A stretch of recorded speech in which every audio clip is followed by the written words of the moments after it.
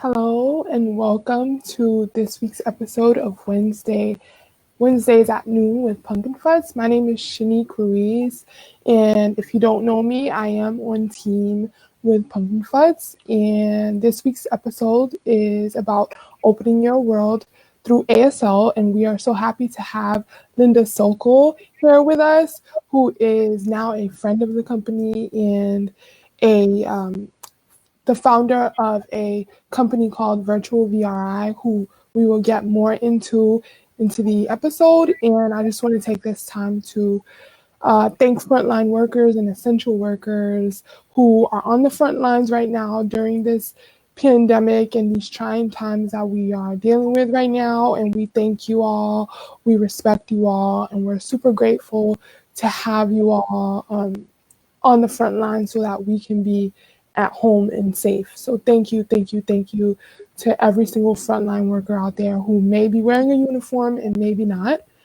And I also want to take this time to let you all know that coincidentally, this episode will be ASL interpreted at the end of this. So make sure that you check our page in a couple days for the ASL interpretation. And shameless plug, this is interpreted by Virtual VRI. We didn't usually make this known, but I think now is the most appropriate time to let that be known that it is interpreted by Virtual VRI. And we thank them so much for working with us through this process. And we're so happy to talk to Linda today about what the company has, how it's been built, and how everything has come together. So I just want to quickly say that we do have a quick 20-second lag in the comments. So just please talk to us and interact with us in the comments, and we will see it after about 20 seconds. That's just the way that the platform works. So we apologize about that. So yeah, we'll get right into it and start with Linda. Who are you and what do you do? Well, good morning, Shanique. Good morning. My name is Linda Sokol, and I've been a certified sign language interpreter for many, many, many, many years. I loved it. It's afforded me so many wonderful opportunities doing deaf cruises and many childbirths, and I mean, there's just such a range of wonderful opportunities that interpreters are able to be involved with. But about 14 years ago, a really good friend of mine, a fellow interpreter who lives close to me, we saw a great need, especially in remote areas where communication access was not being met. In fact, I was asked to drive by our agency 2.5, 3 hours to go interpret for this little country doctor in this little tiny town because they don't have interpreters there. And when you start to think about the expense that this doctor might be incurring, it's a lot. It's a lot. And usually insurance doesn't pay it. The doctor's obligated to pay for that. The deaf people are never responsible to pay for interpreters. And the drive time had to be covered as well. So we thought, let's start a business kind of as a hobby. And yeah, and here we are today, a full-fledged, growing all the time business. That's amazing. And just from what we've seen in this series and just overall in life, we noticed that the best businesses and company ideas come from a need. So to hear that that's how yours came about is amazing. Thank you so much for sharing that. We think that your story is amazing. So the next question was actually, how did you come to found Virtual VRI? But you just actually answered that question. So, if you want to talk more about what sparked it and just kind of what that beginning stage was like, you are welcome. But if you think you got into everything, we can move on to the next one as well. I did jump ahead, and it's interesting because we go to school, we go to college and go to interpreting preparation programs to learn to become interpreters. So it's not only the sign language, it's deaf culture and many, many other things that are involved. But one of the skills we learn are kind of predictive skills. And so maybe I just predicted what you were going to ask me there. So, and we kind of need to predict where the speaker is going so we can kind of be figuring that out in our minds. But so funny that you said that. I took a sign language class earlier this year with Lisa, and she spoke to us about that, about how interpreters have this thing called a closure, and sometimes we need to not use it because sometimes we can't always predict what the person is going to say and how it needs to be interpreted. So I just recognize that. oh, that's really interesting. Imagine, I don't know if this actually applies, but if someone says that you're interpreting for, they say, you know, don't throw the baby out with the bathwater. You definitely don't want to, you know, sign baby and show you tossing that baby in the bathwater out the window or something. So you kind of have to know context. But back to your question, my friend and I, Teresa, and she's had more years than I have in the interpreting field. She was watching a local news program that showed an area about 5 hours from us, and it was a middle school student mainstreamed into public school, and the student didn't have a sign language interpreter available. So it actually showed the teacher going over to the student's desk and using her index finger and writing letters on the desk to try to communicate with her. And we were just heartbroken and thought, you know, with technology the way it is, there's no reason for people to go without.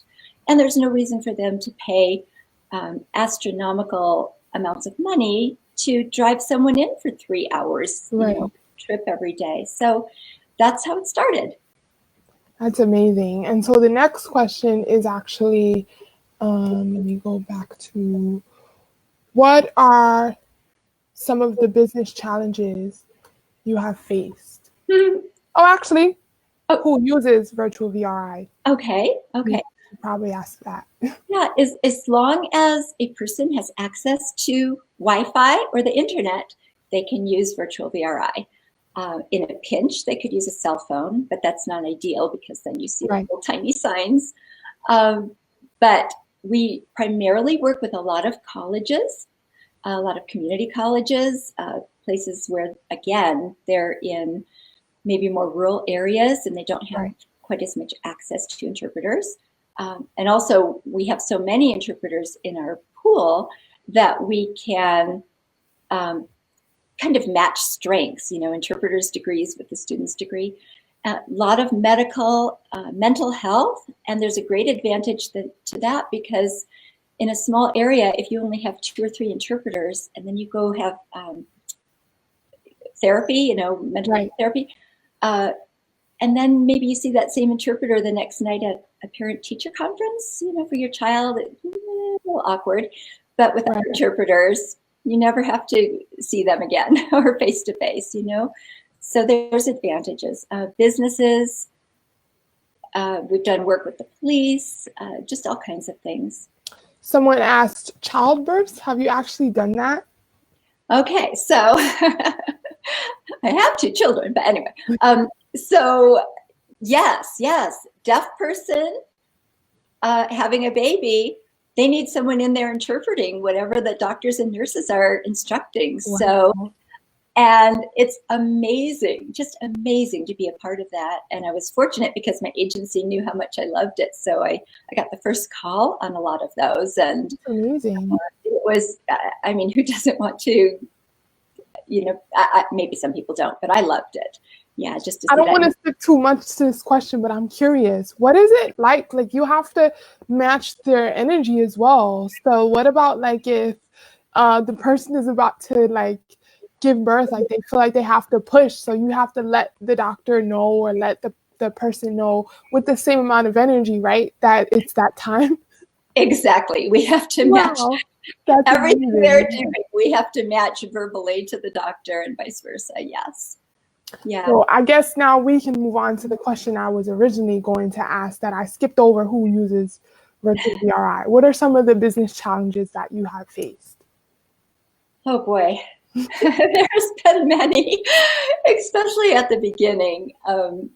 And Teresa we were partners at first, but then as time went on, she kind of got into some other things and didn't have the time, and I was able to take it full time. So I've been doing it full time now for the last 5 or 6 years. But one of the things we did at the beginning is we thought, oh, we'll just pay the interpreters right away. You know, they do a job, we send them a check. Right. And then it dawned on us, oh, wait a minute, we haven't invoiced the clients and received their payments yet. So we were digging sure. Yeah. You know, I don't have a business degree at all. I'm an interpreter. So there were things like that. And also trying to find the best platform. You know, there's so many platforms out there. There's GoToMeeting and Skype, and there's just so many. Right. And we've tried numerous. Some had better streaming options than others. And of course, that's really important for when you're doing sign language. So a lot of trial and error through the years. Right. And with the beginning process, what platform did you use? See how I predicted that? Zoom. We use a Zoom for Business platform. So it's all HIPAA compliant, secure, and all that. I love that. And what are some of so when you did decide to start Virtual VRI, what was the first, so you just kind of put you guys out there as a service and people just started using it? Was there funding involved or any of that? We didn't have really funding that we needed other than paying the interpreters, and we figured that out. But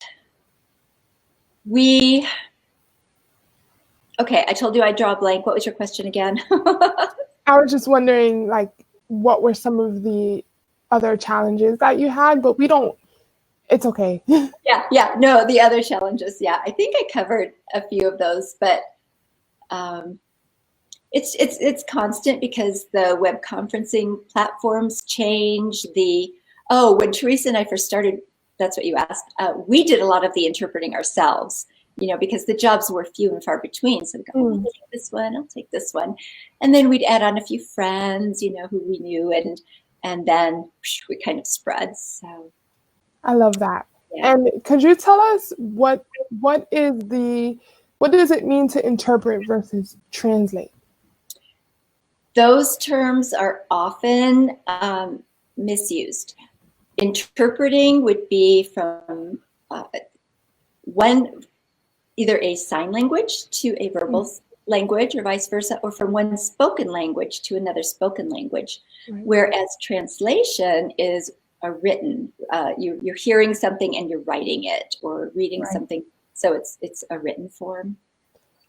So the interpreting services that you all provide, it's usually just American Sign Language? Like, do you guys usually have any language barriers in terms of like other sign languages, or do you guys just do ASL? You know, a lot of people don't realize that every country has its own unique Absolutely. sign language. You know, you would think it's universal, and they're trying to they're working on that. But American Sign Language, French Sign Language, Spanish Sign Language, and that can vary from different countries as well. You know, Bolivia will have a different sign language than Mexico. So, but we do offer some other country sign languages, but we focus on American Sign Language. Right. That being said, there are some deaf people who prefer like more of a signing exact English. I was just going to ask you that. Like, could you get into that? And so that the difference between ASL and C sign. Right, C sign, and that's what I learned originally many years ago. And then when I went back to school to learn ASL, I was like, oh, I got my hands slapped quite a bit. Right. Because in ASL you don't have the ing, you know, I don't know. In C it would be I am seeing a bird. You know, ASL might be, or something like that. You know, it's just very different. The grammatical structure is different. Right, and that's what I learned in sign language class as well, is like it's completely different. There are some certain parts of the sentence that needs to come before versus English that it may not make sense in English because it's its own language. Is there an art to interpreting since language does not translate directly? We were just talking about this. Do you think so, Linda? Uh, Definitely. I've never thought of it as being an art, but definitely it's a visual language, and you have to turn that into conceptual visual language for the deaf person. Right. Because, our words, a lot of our words mean nothing to a deaf individual. So we have to conceptualize a lot. Right. And yeah, so definitely. And yeah, that's my answer. Okay. If you find that you have something else you want to say, feel free to Okay. stop me. What are some of your proudest accomplishments, or what has been your proudest? Okay, we're talking professionally versus Sure, personally. sure. Why not?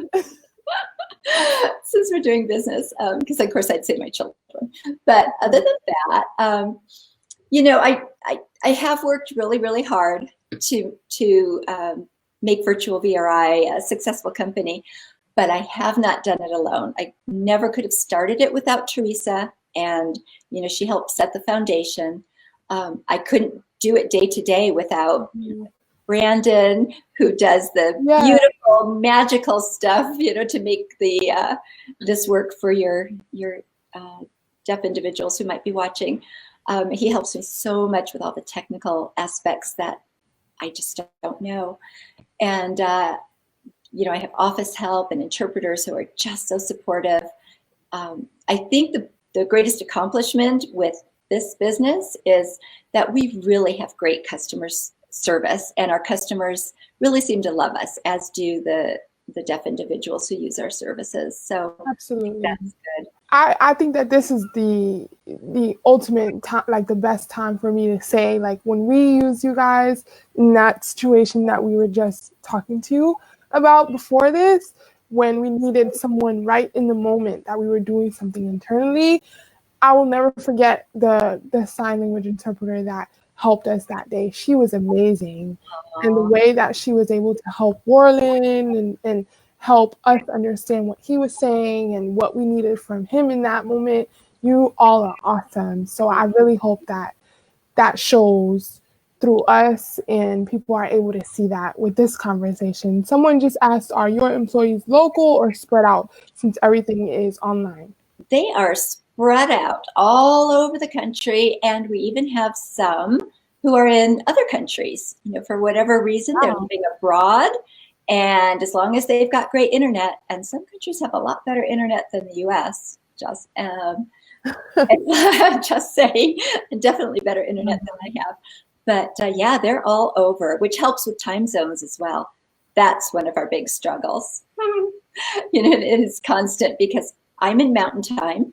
We may have an interpreter in New York, and the job might be happening in Arizona, which switches time zones, or Iowa or whatever. So that's always interesting, just to keep all of that. We need to prevent mix-up with time zones, or else we won't be where they should be.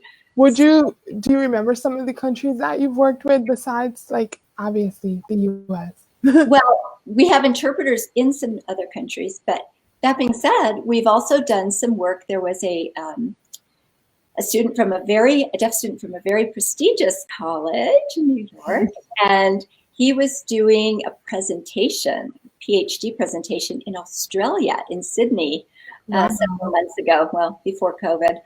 And he turned to us because Australia, they have a different sign language. And so we provided sign language interpreting as he presented his presentation, and he was thrilled with our interpreters. So it was really cool. And we've done semesters abroad with students to Thailand and China.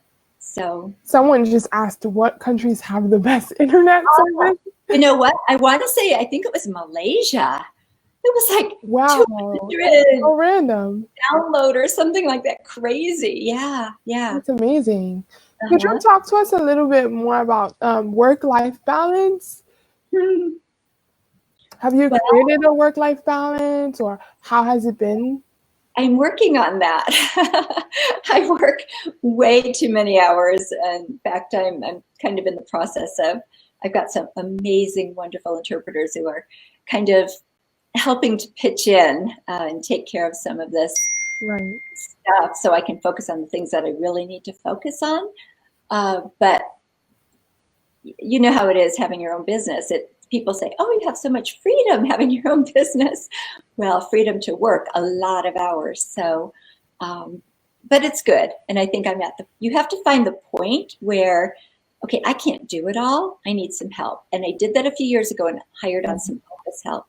But then you have to find, what can I delegate and feel comfortable? Because I've been doing it all myself and I know how to do it all. And I don't want anything messed up. So it's a letting go process as well.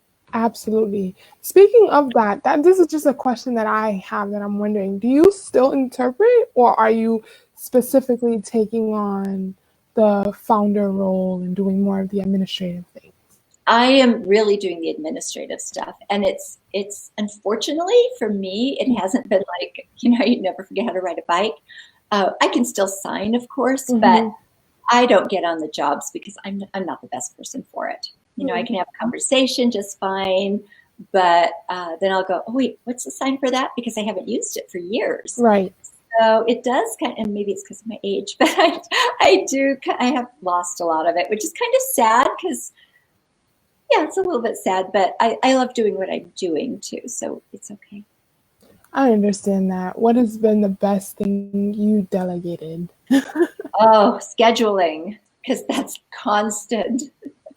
That is constant because especially with college work, oh my goodness. So colleges email us, this is the schedule, for this student and that student.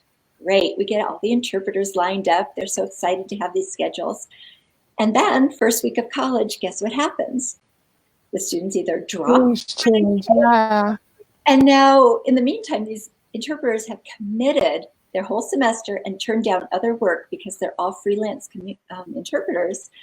And we have to give them the very, very, very sad news that this changed. Can you do it on these days? No, they can't. So, or they've dropped. And that breaks my heart when that happens because I don't like all that work is gone.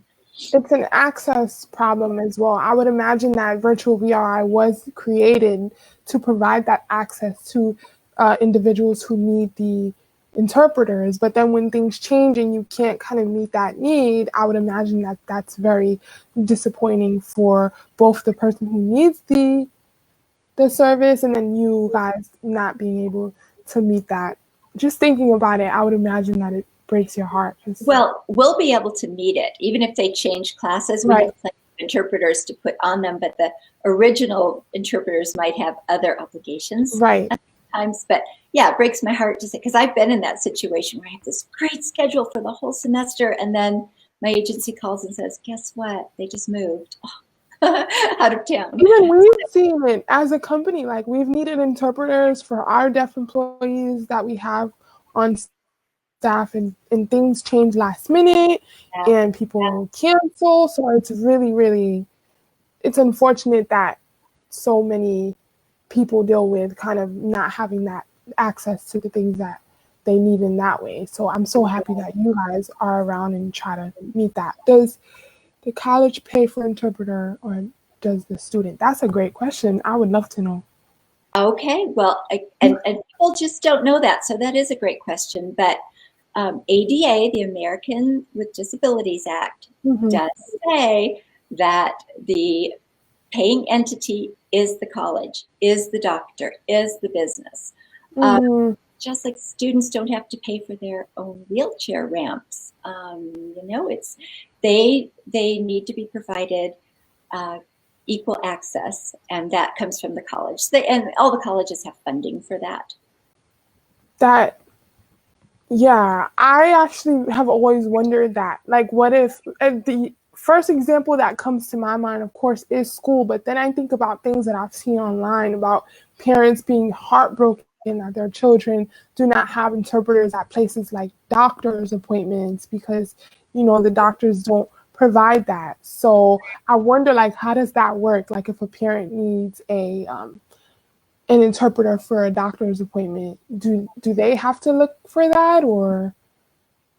It depends on how large the doctor's office is. I believe ADA says if they have 15 or more employees, they're obligated to provide communication in some way. It really shouldn't be up to the deaf person. But if deaf people aren't getting anywhere with their physician, contact us, because I'll be happy to call the physician, and we do that. Because once we explain how it works to the physician, and also, if you remember, we talked about ASL having a different grammatical structure than English. Yes. There's a large percentage of deaf people who do not read and write English like you and I do, because we've heard it, it's our first language. For deaf people who are culturally deaf and have grown up using ASL, that's their first language. Absolutely. So I know a little bit of Spanish, but if I go to Mexico and I have to go to a doctor, guess what? I don't want to have to get my instructions for how to get healed in Spanish. I want an English interpreter there. And right, because that's the first we language. can just write notes with the deaf person. Oh, they understand. They don't. They're getting very, very like that. And they might nod their head, oh, I get it, but they don't in many, many cases. Thank you so much for saying that. I think that's so necessary, and a lot of people need to hear it, because when you think about deaf culture, when you think about the ways in which we can communicate with each other and how powerful language is, we also have to realize that those barriers are still there when we think about the fact that we can't. I wish more people knew sign language. And just me even learning sign language for the small amount of time that I have, it's changed my life. And I think a lot of what we're saying here is showing that as well. What you all have done with Virtual VRI, and just my own personal experience, as well as Lisa, our founder, who we took a sign language class together, and it helped us tremendously to be able to understand our deaf employees and to be able to communicate with them. So if more people understood how much of a major change it would make in the lives of those who are deaf, they didn't ask to be this way. They deserve the same amount of community, the same amount of communication as everyone else. And I'm so happy that now it's being more well known for people to learn and to understand the way that sign language is equally as important as English and other languages. Did the Affordable Care Act speak to access for ASL in healthcare?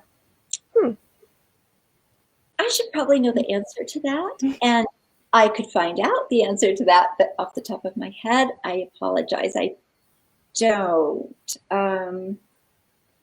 We can come back to that question. I remember our previous question before about your work life and life balance. We didn't talk about the fact that you homeschooled your children. Fun fact about Linda Sokol. She homeschooled her children. Could you talk to us about that?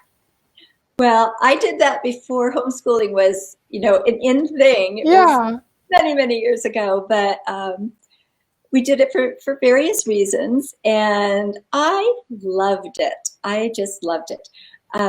We were done with school pretty much by noon, 4 hours or whatever, because we didn't have to wait in line, and we didn't have to wait for little naughty Johnny to sit in his chair or stop talking.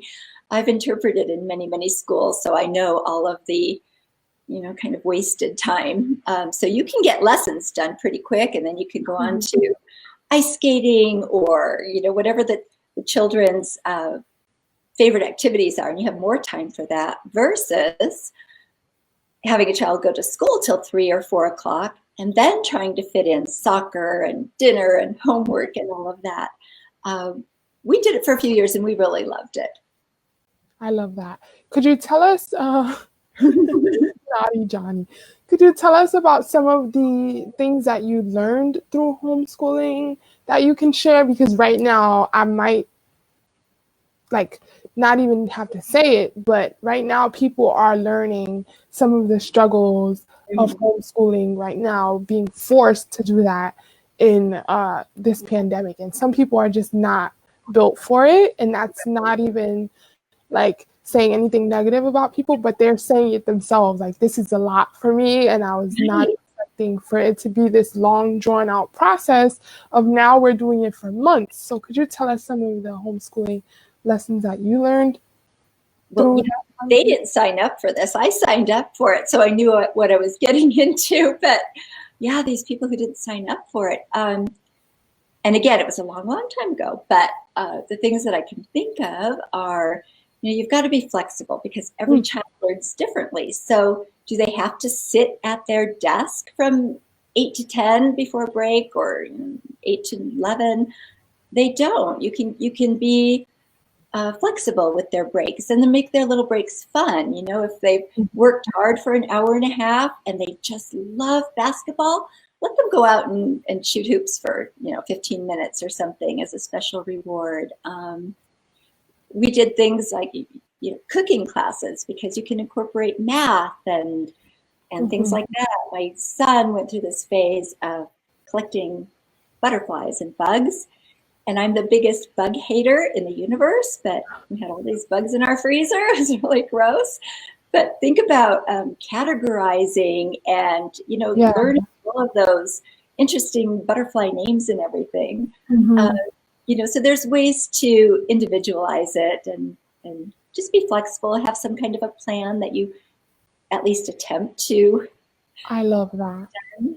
Are there some things that you remember that maybe you did, or maybe some techniques to keep your children focused on the tasks at hand? And I think that goes back to the little rewards. We won't call them bribes, but, well, gosh, after you get your math done, we can go do this because you love this, and maybe it's not something they generally do, but just something to get all those wiggles out, especially little boys, they don't like to sit still. They're not built that way. And I saw it all the time when I was interpreting, because interpreters are up at the front of the class with the teacher. And we watched oh my gosh, I was in kindergarten for a couple of years with these little kids, and it was all day kindergarten. And those boys, it was like torture for them. So when a benefit of homeschooling is you don't have to torture them, yeah. So I love this question. Were there any homeschooling resources that you use? I think people who are watching this afterwards would love the answer to this question, if you can remember something. Yeah, I don't know if it's applicable anymore. I know now there are schools that really, public schools, private schools that really support homeschooling, and they work together, which is awesome, because then you have access to the curriculum and all of that. Back then, I worked with a Christian school a little bit, and I used the same, it was called Abeka. I think it was so long ago, probably not even in existence anymore, but I used the same curriculum that they were using there, because my intent was for the kids to go back into school. Right. And they did. They went back in 4th and 6th grade, and then they were used to the same curriculum. I heard someone before mention something called Teachers Pay Teachers. Have you ever heard of that? What is it? Teachers Pay Teachers. Teachers Pay Teachers? Yeah, it's like a resource that people sometimes use for homeschooling right now. The internet wasn't even there when I was homeschooling, so you guys are really lucky to have the internet for resources. Yeah. And someone just asked, what is the hardest interpreting job that you did, either as a person or as a company? Oh gosh, that's an interesting question. One that comes to mind is interpreters are always encouraged, told ethically, we're not supposed to accept jobs that we know won't be a good fit. Like, you would not ever, even in my best interpreting years, you wouldn't want me interpreting a physics class or a trigonometry class. And just, it's not for me. English, I could do that all day long. But there was a job that another interpreter and I did. It was for this guy who worked for a college with maintenance. And I guess he did a lot of their electrical work. Electricity, how hard can that be? I have hair dryers and curling irons and all that. You plug it in. Anyway, we were up there all day, and it was horrible. And I had more experience than this other interpreter. She was pretty new. So this was years ago, but the language they used and they were using such language that we had no concept of it. So, oh, that poor deaf consumer. It was really bad. We could just apologize and yeah. So. Oh no. We have to be careful of what we do. So, yeah. It was bad. Speaking of the deaf community, could you tell us what are some of the common misconceptions about the deaf community that you can share and maybe give some insight on? Okay. We talked a little bit about the written word. If a doctor, a lot of physicians just don't want to pay for an interpreter. I get it. It's an expense, but you've got a patient there who needs an interpreter to have 100% equal communication, and you don't want mistakes with how much medicine they should take or what they should be doing. So if that's one miscommunication, well, we can just write notes with our deaf patient or a deaf customer. They're not. Many deaf people will not have 100% understanding with English, written English. So that's one misconception. Another one is I've been on so many interpreting jobs, and sometimes the first question the hearing person, the doctor, or whomever was asked the deaf person, "Can you lip read?" And the person almost always, very often, will nod yes. The real answer is most have very limited lip reading capability. Everyone speaks differently. And then if you add someone who hardly opens their mouth or has a mustache, right. And even at best, it might be 30%. That's pretty close. I'm not sure of the exact amount, but I think generally 30% of what's being said might be understood by, an average deaf person, and that's not enough. And they nod yes because they don't want to appear, less than intelligent. Like maybe this doctor only thinks I'm smart if I can lip read, and that's not. It has nothing to do with how intelligent you are.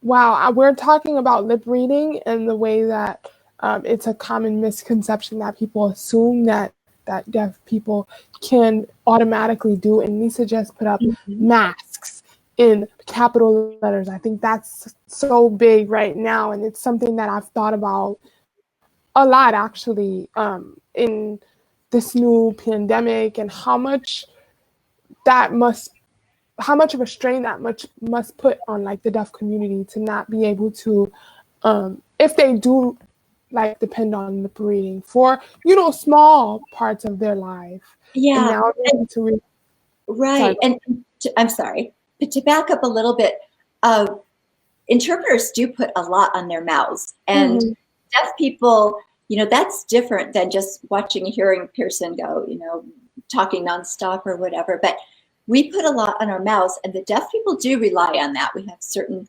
whether their words we're mouthing or different, ASL features. But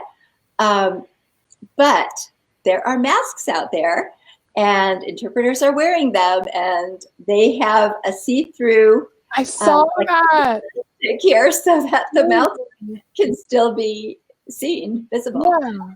It's pretty interesting. Someone asked in the comments, do insurance companies have an interest in paying for your services so that their customers can get better care / have better adherence? I have yet to find an insurance company that pays for interpreters, but I have heard there are some out there. Personally, I haven't been able to find one.